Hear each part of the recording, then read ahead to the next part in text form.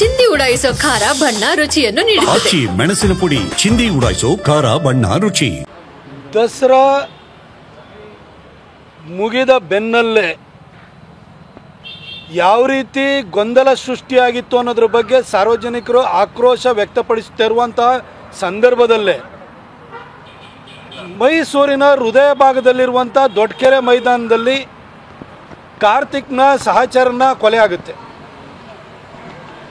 ಅದಾಗಿ ಸಾವರಿಸಿಕೊಳ್ಳುವಷ್ಟರೊಳಗಡೆ 9 ವರ್ಷದ ಬಾಲಕಿಯ ಮೇಲೆ ಅತ್ಯಾಚಾರ ನಡೆದು ಮತ್ತೆ ಅಲ್ಲೇ ಕಗ್ಗೊಲೆ ಆಗುತ್ತೆ.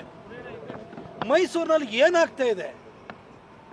ಮೈಸೂರು ಹೇಳಿ ಕೇಳಿ ಪ್ರಜ್ಞಾವಂತ ಜನರಿರುವಂಥ ಊರು. ಇಲ್ಲಿ ಕ್ರೈಮ್ಗಳಾದರೆ ಎಲ್ಲೇ ಒಂದು ಸಣ್ಣ ಘಟನೆ ಆದರೆ ಮೈಸೂರಿಗರಿಗೆ ನೋವಾಗುತ್ತೆ. ಒಂದು ಒಗ್ಗಟ್ಟಾಗಿ ಯೋಚನೆಯನ್ನು ಮಾಡ್ತಾರೆ. ಇಲ್ಲಿ ಸೆನ್ಸ್ ಆಫ್ ಓನಿಂಗ್ ಇದೆ, ಬಿಲಾಂಗಿಂಗ್ನೆಸ್ ಇದೆ. ಇಂಥ ಮೈಸೂರಿನಲ್ಲಿ ಈ ರೀತಿ ಪೈಶಾಚಿಕ ಘಟನೆಗಳು ನಡೀತಾ ಇರೋದು ನೋಡಿ ಜನಕ್ಕೆ ದಿಗ್ಭ್ರಮೆನೂ ಆಗಿದೆ. ಒಂದು ರೀತಿ ನಮ್ಮ ಮೈಸೂರಲ್ಲಿ ಇಂಥದ್ದು ನಡೀತಾ ಇದೆಯಾ ಅಂತೇಳಿ ಹೇಳಿ ಎಲ್ಲರ ಎದುರುಗಡೆ ನಾಚಿ ತಲೆ ತಗ್ಗಿಸುವಂಥ ಪರಿಸ್ಥಿತಿ ನಿರ್ಮಾಣ ಆಗಿದೆ. ಕಾರ್ತಿಕ್ನ ಸಹಚರನ ಕೊಲೆ ಆದ ಕೂಡಲೇ ಎಚ್ಚೆತ್ಕೊಳ್ಬೇಕಿತ್ತು.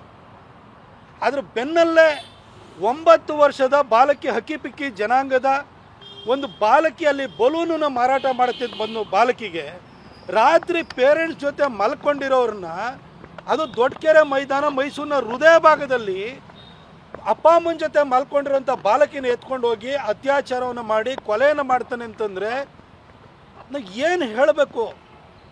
ಮೈಸೂರಿನಲ್ಲಿ ಡ್ರಗ್ ಫ್ಯಾಕ್ಟ್ರಿ ನಡೀತಾ ಇರ್ತದೆ. ಮಹಾರಾಷ್ಟ್ರದ ಪೊಲೀಸರು ಇಲ್ಲಿ ಬಂದು ಅರೆಸ್ಟ್ ಮಾಡಬೇಕಾಗುತ್ತೆ. ಇತ್ತೀಚೆಗಷ್ಟೇ ಕಾರ್ತಿಕ್ನ ಕೊಲೆ ಆಗಿದ್ದು, ಈಗ ಕಾರ್ತಿಕ್ನ ಸಹಚರನ ಕೊಲೆ ಆಯಿತು. ಅದೇ ರೀತಿ ಈಗ ಬಾಲಕಿಯ ಕೊಲೆ ಆಯಿತು. ದಸರಾ ಟೈಮಲ್ಲಿ ವ್ಯಾಪಾರಸ್ಥರು ಭಾಳ ಜನ ಬರ್ತಾರೆ. 10 ವರ್ಷದಿಂದ ಆ ಬಾಲಕಿಯ ಕುಟುಂಬದವರು ಬರ್ತಾ ಇದ್ದಾರೆ, ಹಕ್ಕಿಪಿಕ್ಕಿ ಜನಾಂಗದವ್ರು ಬರ್ತಾರೆ, ಬಲೂನನ್ನು ಮಾರ್ತಾರೆ. ಇಲ್ಲಿ ಭದ್ರತೆಯನ್ನು ಒದಗಿಸಬೇಕು, ಅದ್ರ ಬಗ್ಗೆ ಗಮನ ಹರಿಸಬೇಕು ಅನ್ನೋದನ್ನು ಈ ಸರ್ಕಾರಕ್ಕೆ ಗೊತ್ತಿರಬೇಕಲ್ವ? ಅದು ನಾನು ನೋಡ್ತಾ ಇದ್ದೀನಿ. ನಮ್ಮಲ್ಲಿ ಬಹಳಷ್ಟು ಜನ ನಮ್ಮ ಸರ್ಕಾರದಲ್ಲಿ, ನಮ್ಮ ಕರ್ನಾಟಕ ಸರ್ಕಾರದಲ್ಲಿ ಕೂಗುಮಾರಿಗಳಿದ್ದಾರೆ. ಏನಂದ್ರೂ ಕಾಮೆಂಟ್ ಮಾಡ್ತಾರೆ. ಯುಕ್ರೇನಲ್ಲಾದರೂ ಕಾಮೆಂಟ್ ಮಾಡ್ತಾರೆ, ರಷ್ಯಾದಲ್ಲಾದರೂ ಕಾಮೆಂಟ್ ಮಾಡ್ತಾರೆ, ಅದೇ ರೀತಿಯಲ್ಲಿ ಗಾಜಾದಲ್ಲಾದರೂ ಕಾಮೆಂಟ್ ಮಾಡ್ತಾರೆ. ಅಮೆರಿಕನ್ ಪ್ರೆಸಿಡೆಂಟು ಡೊನಾಲ್ಡ್ ಟ್ರಂಪ್ ಏನು ಮಾಡ್ದೆ ಏನು ಮಾಡಿಲ್ಲ ಅನ್ನೋದ್ರ ಬಗ್ಗೆ ಕಾಮೆಂಟ್ ಮಾಡ್ತಾರೆ. ಆದರೆ ಮೈಸೂರಿನಲ್ಲಿ 9 ವರ್ಷದ ಬಾಲಕಿ ಮೇಲೆ ಅತ್ಯಾಚಾರ ನಡೆದಿದೆಯಲ್ಲ, ಒಬ್ಬನಾರು ಬಾಯಿ ತೆರಿತಾ ಇದ್ದಾನೆ? ಮಾನ್ಯ ಮುಖ್ಯಮಂತ್ರಿಗಳು ಬಾಯಿ ತೆರಿತಿದ್ದಾರ? ಯಾರ ಸಿಕ್ತವ್ರನ್ನೆಲ್ಲ ಗದರಿಸುವಂಥ ಡಿ ಕೆ ಶಿವಕುಮಾರ್ ಬಾಯಿ ತೆರಿತಿದ್ದಾರ?